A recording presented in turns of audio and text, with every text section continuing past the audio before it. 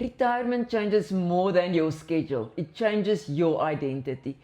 For years, you know exactly who you were. You had a role, a routine, a place where people needed you. And then one day, it stopped. And suddenly the question became, who am I now? Not what job did I do? Not what title did I carry? But who am I? When the meeting stops, when the phone stops ringing, and the structure disappears. In this episode of Thrive, we share 3 powerful real-life stories. A man who retired and lost his confidence.